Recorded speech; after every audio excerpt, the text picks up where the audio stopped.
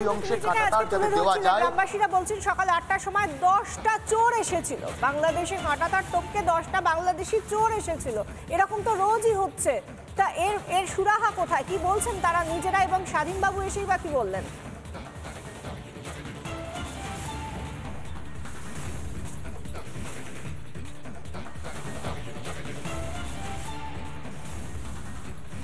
একদমই, দেখো যেভাবে বাংলাদেশি চোরগুলো এসে গম কেটে চুরি করে নিয়ে যাচ্ছে, এমনকি ঘাস পর্যন্ত চুরি করে নিয়ে যাচ্ছে, সেখানে সুখদেবপুরের বাসিন্দারা বলছেন প্রত্যেকটা ঘরে পাল্টা প্রতিরোধের প্রস্তুতি নেওয়া সম্পূর্ণ।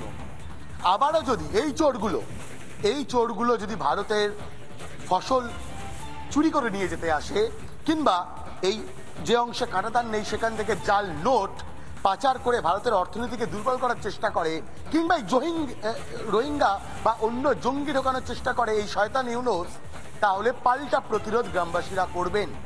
তাতে বিএসএফ থাকবে। বিএসএফ যেভাবে প্রতি মুহূর্তে সীমান্তকে পাহারা দিচ্ছে, প্রতি মুহূর্তে সীমান্তকে সুরক্ষিত রাখার কাজ করছে, তার সঙ্গে কাঁধে কাঁধ মিলিয়ে ভারতীয়রাও, এই সুখদেবপুরবাসী, তারাও লড়বেন। এবং তারা বলছেন বাংলাদেশে এই চোর ছেচরগুলোর সঙ্গে চোখে চোখ রেখে লড়াইটা চালিয়ে যাচ্ছেন, কারণ তারা জানেন নিজেদের মাটি কি করে রক্ষা করতে হয়।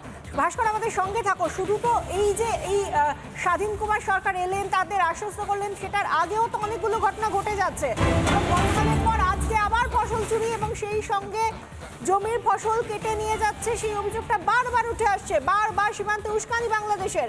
গতকালের পর আজ ফের সীমান্তে ফসল চুরির অভিযোগ বাংলাদেশি চোরেদের বিরুদ্ধে। আমাদের প্রতিনিধি ভাস্কর বসু কি প্রতিবেদন তুলে ধরেছেন, দেখুন।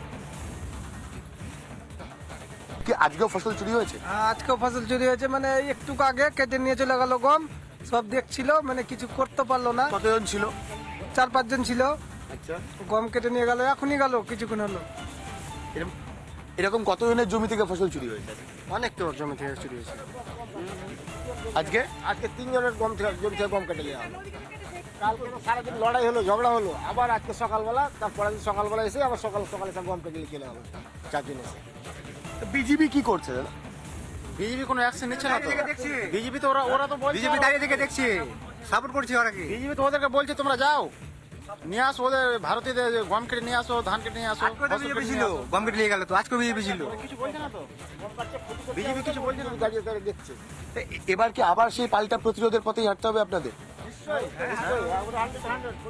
আমাদের বিএসএফ বলছে যাতে আমাদের কোনো ভারতীয় মানে এক্সট্রা পাবলিক যাতে কোনো না যায়, আর বিজেপি বলছে আমাদের পাবলিক যাক, মারুক, লড়াই করুক, কিন্তু আমাদের বিএসএফ তো যাচ্ছে না। ওগুলো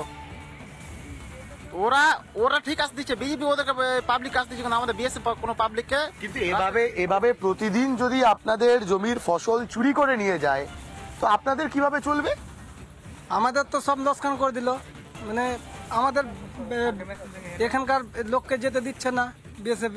আবার কালকা তো খুব ঝগড়া হলো, এখন বর্তমানে গমটা কেটে নিয়ে গেল, এটা অনেকটি ক্ষতি করলো। তো এখন বিএসএফ দেখছো, পাবলিক অনেকটি আছে দাঁড়িয়ে, দেখলেন এখানে কাউকে যেতে দিচ্ছে না, যেতে দিলে ফের হতো ঝামেলা। না, কিন্তু এভাবে মানে সেই ওই একই পাল্টা প্রতিরোধের রাস্তায়, মানে এছাড়া আর কোনো উপায় নেই। সেটাই তো দেখাচ্ছে, প্রতিবাদ না করলে তো আর। আমরা যেটা দেখতে পাচ্ছি যে কখনো ফসল কেটে নিয়ে যাচ্ছে, কখনো বোমা মারছে, কখনো শ্যালো পাম্প চুরি করে নিয়ে যাচ্ছে, এবং সেটা একবার নয়, দফায় দফায়। গতকাল দেখেছি, আজকেও দেখছি, বারবার ফসল চুরি করার অভিযোগ উঠে আসছে। মাঠের গম মাঠ থেকে তুলে নিয়ে যাচ্ছে। যাদের নুন আনতে পান্তা পুরোনো অবস্থা, যারা বলে কলকাতা দখল করবে, যারা বলে বাংলা, বিহার, উড়িষ্যা দখল করবে, তাদের এত খারাপ অবস্থা যে আমাদের দেশ থেকে শেষ পর্যন্ত গম চুরি করতে হচ্ছে। আর সেই নুন আনতে পান্তা পুরোনো দেশ তারা আস্ফালন করছে কি না, তারা ভারত বিরোধিতায় ভারতের বিরুদ্ধে যুদ্ধ ঘোষণা করবে, এমন একদিকে উস্কানি দিচ্ছে, অন্যদিকে নিজেরাই লেজ গুটিয়ে পালিয়ে যাচ্ছে।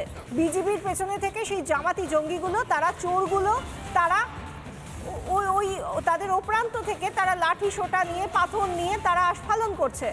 তাদের আস্ফালনই সার। আর এই নিয়ে কি বলছেন সুকান্ত মজুমদার, রাজ্য বিজেপি সভাপতি? শোনো। বাংলাদেশে এই মুহূর্তে একটা ভোলাটাইল সরকার চলছে, এবং ভারতকে উত্তপ্ত করার একটা চেষ্টা হচ্ছে। তো ভারত স্বাভাবিকভাবেই এই ফাঁদে পা দেবে না। ভারতীয় সীমানা রক্ষা করার দায়িত্ব বিএসএফ এর, তারা জীবন দিয়ে হলেও রক্ষা করবে। 2-4টে ছুটবে, কোনো অসুবিধা নেই। বিএসএফ ছুটতে শুরু করলে তখন বাপ বলে পালাবে। নানা ধরনের কন্টেন্ট দেখার জন্য লাইক করুন, শেয়ার করুন আমাদের ফেসবুক পেজ, সাবস্ক্রাইব করুন আমাদের ইউটিউব চ্যানেল। পাশাপাশি অন্যান্য ব্রেকিং নিউজের জন্য অবশ্যই চোখ রাখুন রিপাবলিক বাংলায়।